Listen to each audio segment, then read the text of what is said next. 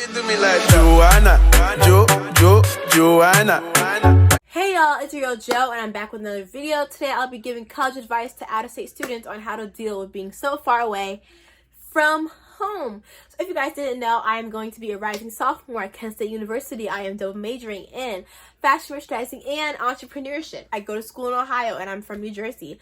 I am always at least 6.5 hours away from home. So I know a thing or two about dealing with being in a state that I've never lived in or don't know anybody from there. I know how hard it can be. I know how difficult it is, but I also know the freedom that you get by being an out-of-state student. Okay, so let's go with my first piece of advice, you guys. Pack what you need. When I tell you pack what you need, I really mean pack what you need. Like, I think the best case for the only time for you to overpack when going to college is if you're an out-of-state student, because you don't know how often you'll be able to go home, and if you need something you won't be able to actually go home and get something. You'd have to end up buying it, which in turn just makes you waste more money. So just pack what you need. I would go to school in Ohio and I didn't know how cold it was going to be or when it was going to be cold or how hot it was going to be. So essentially I brought like most of my winter clothes, but I also brought a lot of my summer clothes my first semester. And I overpacked that, and I overpacked my shoes and all that. But I also overpacked like school supplies and other things because I was like, yo, I don't know when I'm ever coming home. And also when you end up buying things at home or where you're from, you can buy them for cheap. Like I bought a whole bunch of detergent and cleaning supplies at home for cheap. Well, also I bought them at home for cheap / free because my mom pay for most of them.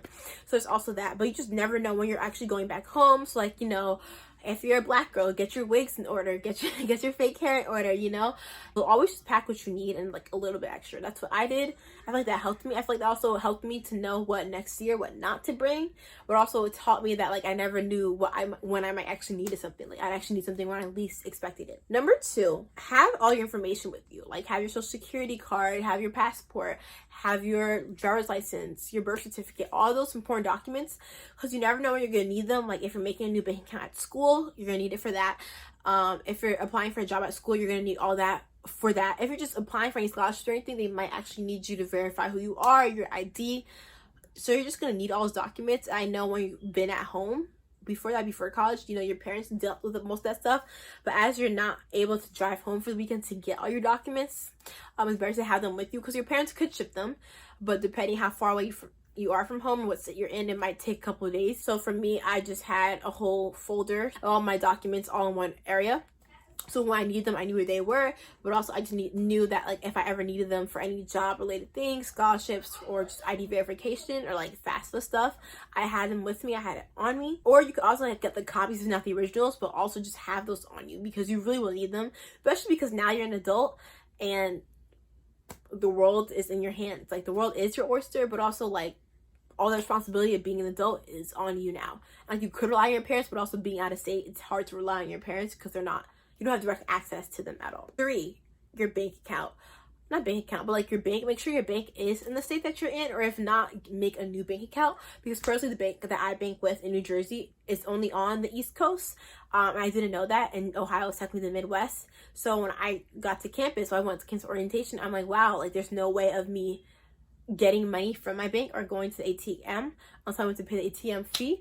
So I'm like, so I made a new bank account that was affiliated with my campus, that was more national if anything, but also just have your bank account information for direct deposits, you know, for refunds for your school, all that stuff, and have a contingency plan to make another bank account, or just know how you're going to get to and access your money, because you can't actually just go directly to the bank at all. Number 4, budget for travel. I don't know if your parents will be paying for your travel, but if they're not paying for your travel and you have to figure out the, going back home yourself, just budget for travel and make sure to save some money if you're coming home between Thanksgiving or fall break or any breaks in between, or a weekend, or if you have to go home for an emergency because somebody died or something like that. Just budget for that like time wise, financially, all of that, because what sucked for me when I'd go home, more specifically for a semester, I would always have to take flights back. I had to come back like the middle of the night, Sunday nights. Like I'd leave kind of late because depending on what time the classes would end and what time the flights I could catch, I'd be leaving like mid-afternoon, sometimes early morning, so I just really couldn't get a flight the night out before. And by me coming back, it usually would be the middle of the night, 10 p.m. flights, and me coming back to Ohio. It was kind of annoying because then I wouldn't be able to sleep in as much as I wanted to. Not sleeping, but I wouldn't be able to sleep as much as I wanted to, because the next day I typically always had class on Monday mornings. But I also wanted to spend as much time as possible with my family and my friends when I got home, because I just thought it wouldn't be fair for me to spend all that money to go home but then me and actually have time to be at home. So really consider budgeting for that. Number 5 is to find out communication that works for you, and communication between your friends, your families, between people at home. Because when you think about it, you're used to seeing these people every day of your life. You're used to having easy access to them being either a drive away, a text away, a link up away. But now, like, you guys are either one or multiple states away. It's not easy to meet up with them. It's not easy to see them, not easy to talk to them. So sometimes just being in college in general can like make communication between family members and friends just lag as is. But also being in another state where like when they come home doesn't always coincide when you come home was very difficult. So for me and my friends, we just kind of ended up communicating a lot through Snapchat and Instagram, and that kind of kept some of our friendships alive. Though some friendships did die, not die, but some friendships are kind of like stalled. You know, we don't talk as much. We're not as close as we used to be because, you know, being out of state, but also being in college, trying to keep up with the friendship, which was very hard. But also the friends I talked to a little bit more consistently or made an effort to check up on, me. That friendship is still going pretty well. It's still going pretty strong. But also for your family, depending on how you are with your family members, find a communication that works with you. Like, I was very homesick in the beginning of college, so the first first 2 or 3 weeks, I was calling my mom multiple times throughout the day because I just felt very lonely. I felt like I had no friends. I felt like I couldn't talk to anybody. And, you know, my other friends either weren't in college yet or they were getting ready to go to college, because I was the first out of all my friends to go to college. So I was calling my mom multiple times a day. But after that, after I got comfortable being at college and being out of state, our calls would go down to like once a day, once every other day. And next year, our calls will probably go down to twice a week, once a week, you know, because now I feel more comfortable being away from home. But me and my sister would call each other periodically, like we'll text like once or twice a month. Would have like a long 2 or 3 hour phone call, and that works for us, and that kept our relationship alive. Just find the communication that works for you and your friends and family members, which could really which can keep your relationship alive, but also make you feel very comfortable at school. That's all my advice I have currently for out-of-state students.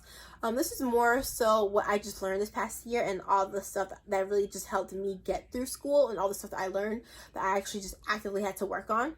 If you guys want more videos about college students or out-of-state students, please let me know. Leave all suggestions in the comments down below, and I'll probably definitely look into making these videos. Don't forget to like, comment, subscribe, share with all your friends. See you next time. Bye. Give it to them, give it to them.